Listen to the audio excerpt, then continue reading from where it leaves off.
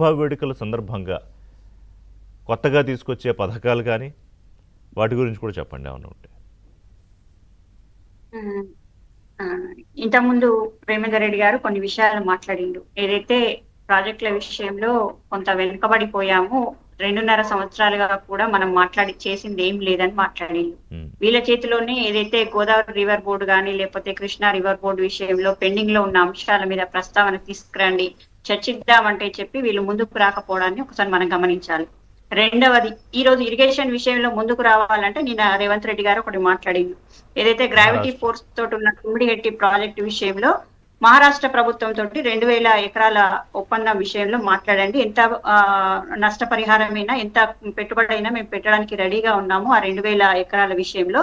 దాని విషయంలో ఇనిషియేట్ తీసుకొని మాట్లాడండి అని మేము కేంద్రానికి విన్నవించుకున్నాము, కేంద్రాన్ని గౌరవంగా అడుగుతున్నాము. అయినా కానీ అక్కడ నుండి స్పందన లేదు. ఈ విషయంలో వాళ్ళు ఇనిషియేట్ తీసుకొని ఖచ్చితంగా ఏదైతే సీఎం గారు అన్నారో ఆ విషయంలో ఖచ్చితంగా ఇనిషియేట్ తీసుకొని ఆ మహారాష్ట్ర ప్రభుత్వాన్ని ఒప్పించాల్సిన బాధ్యత వీళ్ళ మీద ఉంది.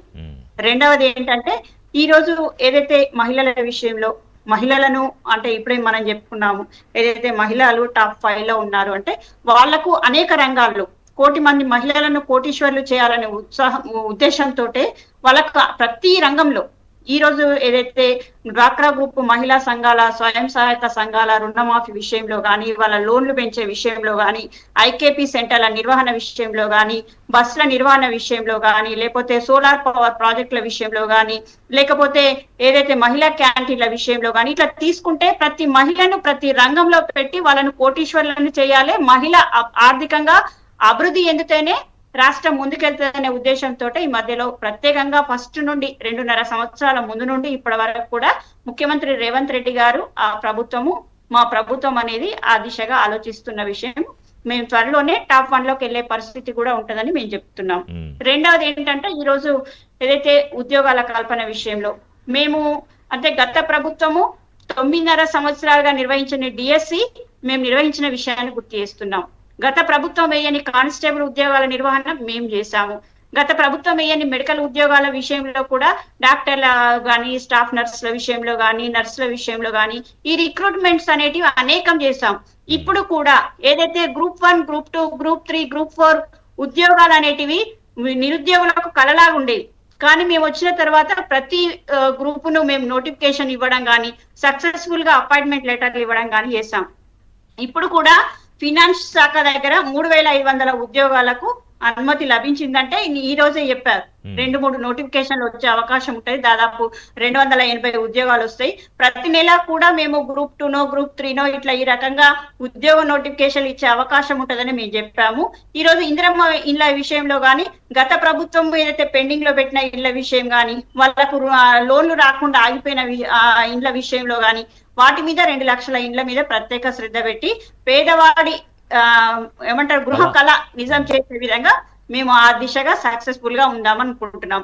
రెండవది ఫ్యూచర్ సిటీ, ఏదైతే గవర్నమెంట్ ఉద్యోగాల కల్పనే కాకుండా చదువుకున్న యువతకు ఏదైతే ప్రైవేటు రంగంలో ఖచ్చితంగా కోట్లాది మందికి అంటే మన రాష్ట్రమే కాకుండా పక్క రాష్ట్రాలకు కూడా మనకు ఉద్యోగాలు కల్పించే దిశగా ఫ్యూచర్ సిటీ అనేది ప్రతిష్టాత్మకంగా తీసుకున్నాం. కాబట్టి ఆ దిశలో ఫ్యూచర్ సిటీ గురించి ప్రత్యేకంగా ఒక ప్రణాళిక రూపొందించి ఆ దిశలో ముందుకెళ్తున్నాం.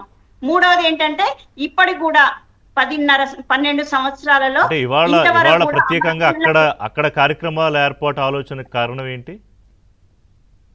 ఎక్కడ అండి అంటే ఫ్యూచర్ సిటీ అనేది ఆ ప్రాంతం అనేది అన్ని రకాలుగా ఏదైతే ఇన్ఫ్రాస్ట్రక్చర్స్ కానీ, ఏదైతే ఇండస్ట్రియల్ ఏరియా కానీ, ఏదైతే కార్పొరేట్ కంపెనీలకు కానీ అనుకూలంగా ఉంటది. కాబట్టి ఆ ప్రదేశాన్ని ఎన్నుకోవడం జరిగిందని చెప్పి గతంలో ప్రభుత్వం పెద్దలు అనేక సార్లు చెప్పడం జరిగింది.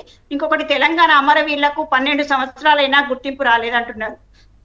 మేము తెలంగాణ వచ్చిన తర్వాత, మేము 2.5 సంవత్సరాలు వచ్చిన తర్వాత అందశ్రీ గారికి గుర్తింపు కానీ, గద్దర్ గారికి గుర్తింపు కానీ, గద్దర్ గారి పేరుతో అవార్డుల ప్రదానం కానీ, లేకపోతే తెలంగాణ అమరవీరులను గుర్తించడానికి పొన్నం ప్రభాకర్ గారి నాయకత్వంలో ఒక కమిటీని వేయడం కానీ, వాళ్ళను 3 రకాలుగా ఏదైతే వర్గీకరణ చేసి ఏ రకంగా తెలంగాణ అమరవీరులను వర్గీకరణ చేసి వాళ్ళకి ఏ రకంగా చేయాలనే ఉద్దేశంతో కానీ, ఈ రకంగా ప్రతిది కూడా మేము ట్రాన్స్పరెన్సీ గా ముందుకు చేసుకుంటూ పోతున్నాము.